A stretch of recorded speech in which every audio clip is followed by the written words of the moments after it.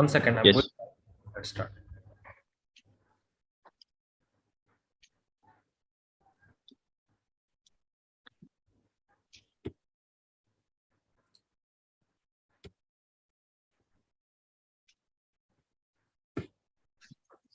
Okay.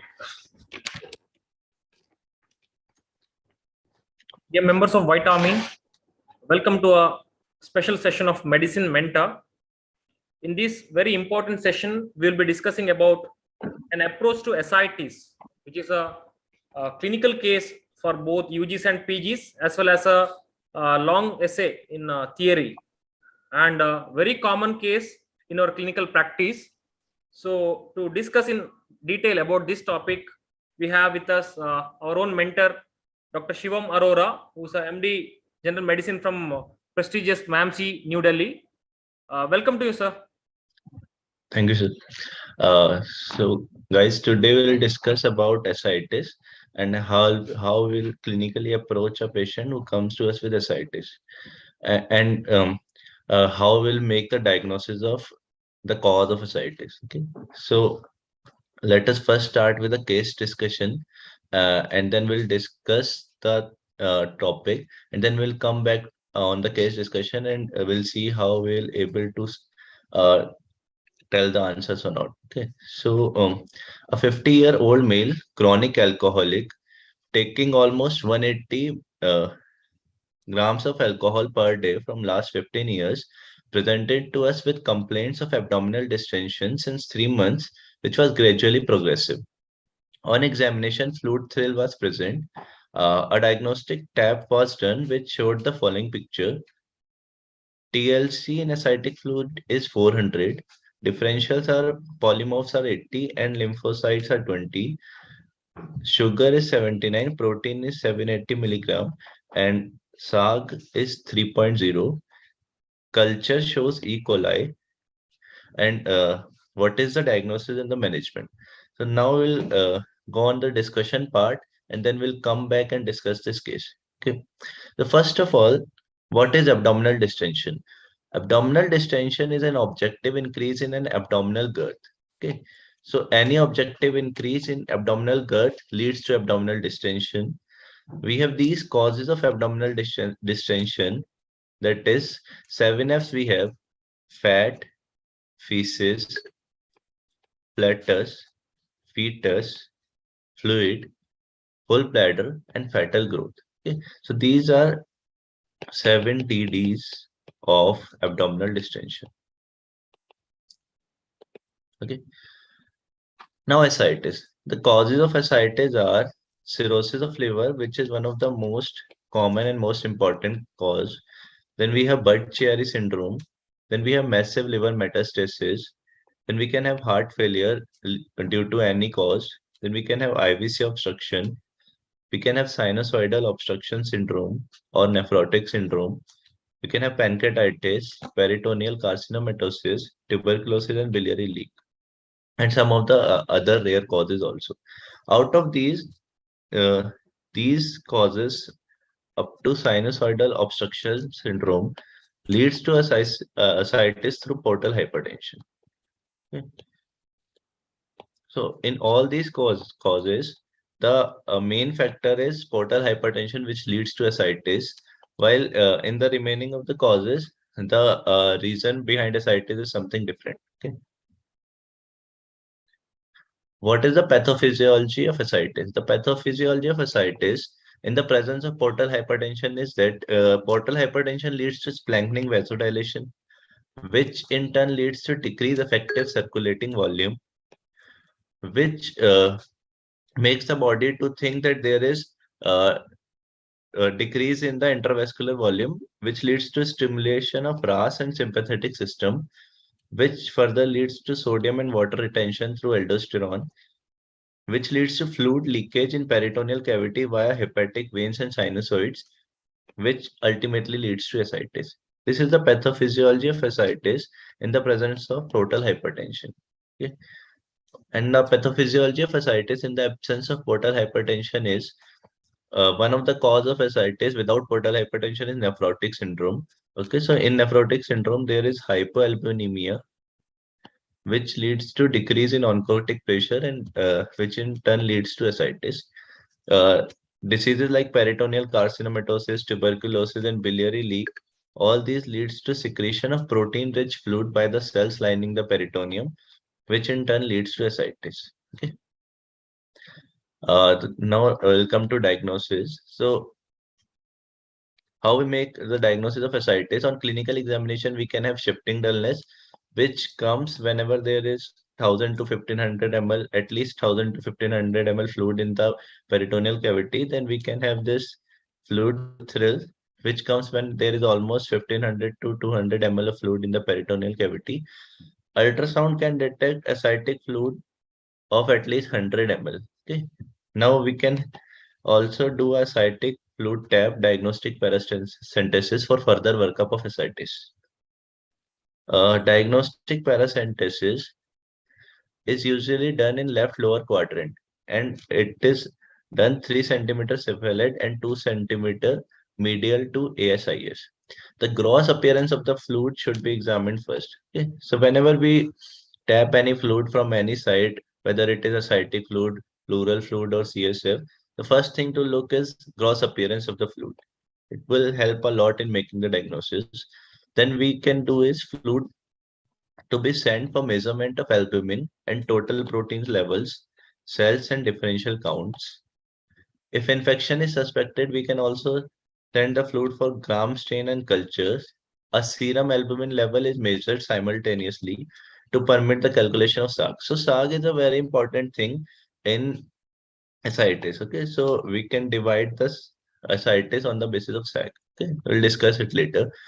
First thing that we look after a cytic tap is gross appearance of the fluid. So once fluid is extracted, gross appearance should be looked for. And turbid fluid can result from the presence of infection or tumor cells. Okay, so whenever there is an infection or there are tumor cells, the fluid would be turbid. White milky fluid indicates chylous ascites with triglyceride level of almost more than 200. The causes of chylous ascites are lymphatic disruption that can occur with trauma or tuberculosis or tumor or cirrhosis. Okay, so all these can lead to chylous ascites. Dark brown fluid can reflect a high bilirubin concentration and indicates biliary tract perforation, while black fluid indicates the presence of pancreatic necrosis or metastatic melanoma. Okay, so gross appearance of the fluid helps us to differentiate or to narrow down our differentials. Okay, now SAG, that is one of the most important thing in ascites. So SAG is used basically for distinguishing ascites caused by portal hypertension from non-portal hypertensive causes of ascites. As we have already discussed, the first 4 or 5 causes were the causes that were due to portal hypertension, while remaining were not due to portal hypertension. Okay, so the SAG is calculated by subsetting the ascitic albumin concentration to serum albumin concentration. Okay, and it doesn't change with diuresis. Okay, so basically SAG is serum albumin minus ascitic fluid albumin. Okay, and the important thing about SAG is diuresis doesn't change its concentration. Okay, so like in pleural fluid, we look for pleural fluid protein to differentiate between transudative and exudative fluid. But whenever we give diuretics to the patient, the pleural fluid protein increases. But SAG is something that doesn't change with diuresis. Okay. Now, we have SAG more than 1.1 gram per deciliter or less than 1.1 gram per deciliter. Okay, so if SAG is more than 1.1 gram per deciliter, we have portal hypertension as the cause of ascites.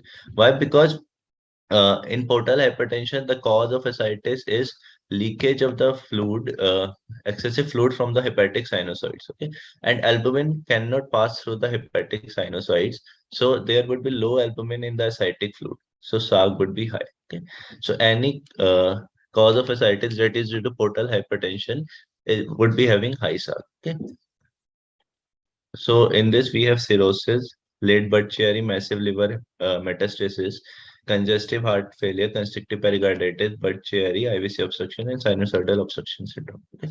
So all these are causes of high SAAG ascites, and these all are due to portal hypertension. Okay? Now we can further divide high SAAG ascites into high SAAG, low protein ascites, and high SAAG, high protein ascites. Okay? So whenever there is fibrosis of the liver, the fibrosis of the hepatic sinusoids leads to decrease in the passage of protein through them. Okay, so definitely it would be a high SAAG, low protein ascites.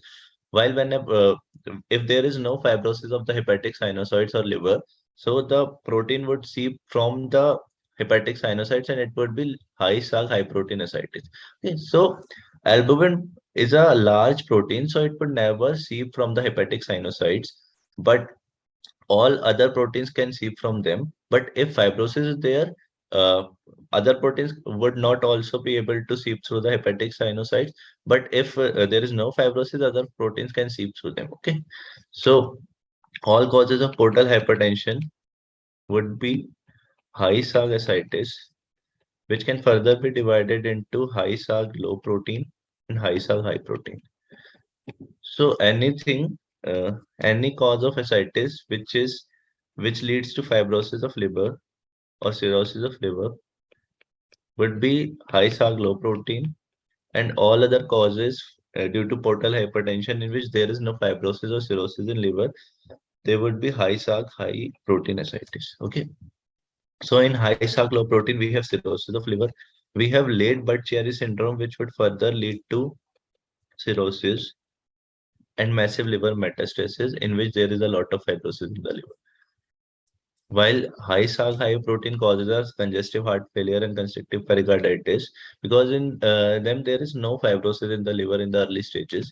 In early Budd-Chiari syndrome also, in IVC obstruction and in sinusoidal obstruction syndrome. Okay.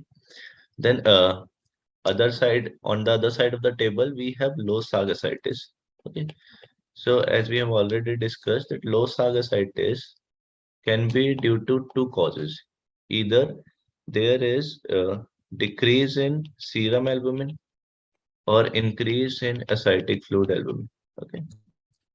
So we can have low SAAG by two ways. Either we will decrease the serum albumin or we will increase the ascitic fluid albumin. Okay. So in nephrotic syndrome, there is decrease in the serum albumin. So it would be a low SAAG ascites, while in all other causes like peritoneal carcinomatosis, tuberculosis, pancreatitis, and biliary leak, there is increase in the ascitic fluid albumin because of the secretion of proteins through the peritoneal membrane cells. Okay, so we can further divide low SAAG ascites into low SAAG, low serum protein ascites, and we can have low SAAG, high or normal serum protein ascites. In low SAAG, low serum protein ascites, the cause is nephrotic. In low SAAG, normal serum protein ascites, the causes are all others. Okay. So this is how we'll differentiate the ascites, and we'll further down our differentials. Okay. Now, in specific conditions, we can also test the ascitic fluid for some other things. Like when secondary bacterial peritonitis is suspected, then ascitic fluid LDH level can be measured. An ascitic fluid glucose level of less than 50, ascitic fluid LDH level of more than serum LDH, and the detection of multiple pathogens in ascitic fluid culture indicates secondary bacterial peritonitis. Okay. When pancreatic ascites is suspected, the ascitic amylase level is measured and it is typically more than 1000. Okay. Cytology can be useful in the detection of peritoneal carcinomatosis or metastasis. If tuberculosis is suspected, then samples should be sent for AFP, CBNet, and culture. Ascitic fluid ADA should also be sent in patient without cirrhosis, and ascitic ADA has a sensitivity of 90% when the cutoff is taken as 30 to 45. Okay. Now we'll come to the treatment of ascites. In treatment, the first step is the restriction of sodium intake to less than 2 gram per deciliter. Okay, so whenever we see any patient of ascites, we'll first restrict the sodium intake, and then we'll look for the improvement. If there is no improvement or ascites is still there, then we'll go to the second step. And the second step is oral diuretics. In oral diuretics, we'll start the patient on spironolactone, which is an aldosterone antagonist, and furosemide, which is a loop diuretic. And the starting dose of spironolactone is 100 mg, and the starting dose of furosemide is 40 mg. Okay. So we'll keep the ratio of spironolactone to furosemide as 100 by 40, or 5:2. Okay, and then we'll keep on further increasing the dose of spironolactone till 400 mg and of furosemide till 160 mg. Okay, if the patient who is on spironolactone is having painful gynecomastia, then we can shift him from spironolactone to amiloride. Okay, so we'll give the maximum dose of spironolactone and furosemide to improve the ascites. Now, what is refractory ascites? If the patient is refractory to ascites, that is pharmacological therapy for that is there is still ascites even after salt restriction and maximum dose of spironolactone plus furosemide. Okay, so even if after maximum dose of spironolactone and furosemide and adequate salt restriction, the patient is still having ascites, then we'll call it as refractory ascites. The pharmacological therapy for refractory ascites includes midodrine, which is an alpha adrenergic agonist. We'll add midodrine to diuretic therapy. Okay, the mechanism of action of midodrine is that it will cause vasoconstriction in the splanchnic vasculature, which leads to a decrease in portal hypertension. When medical therapy alone is insufficient, refractory ascites can be managed by repeated large volume paracentesis or TIPS, that is transjugular intrahepatic portosystemic shunt. TIPS is definitely superior to large volume paracentesis in reducing the reaccumulation of ascites, but it is associated with an increased frequency of hepatic encephalopathy because it will bypass the liver. So a lot of toxins from the gut, including ammonia, will go directly into the systemic circulation.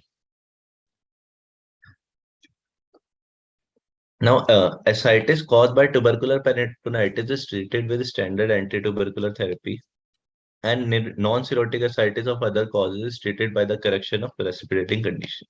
Okay. Now we have another term called recurrent ascites. It is there is three or more than three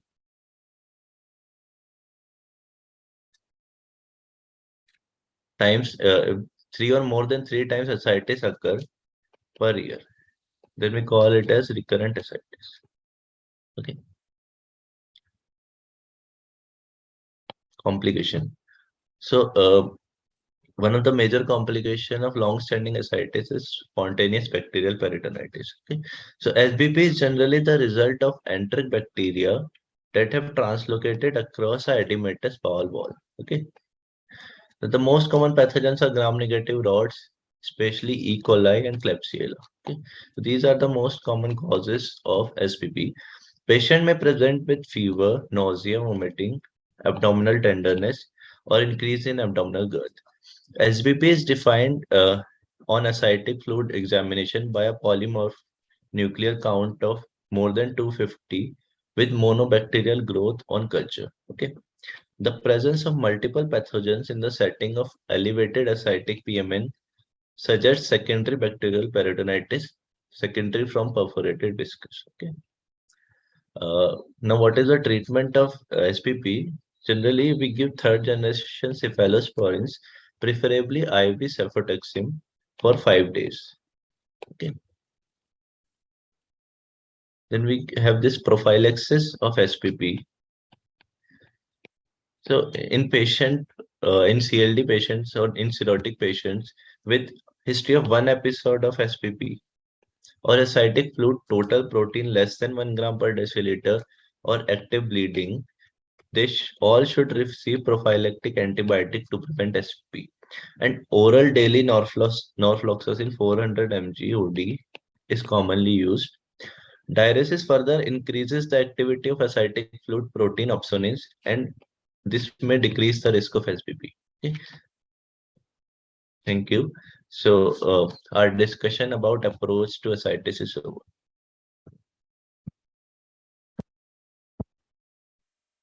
Members, if you have any doubts, you can ask, or else you can type them in the YouTube chat section, comment section.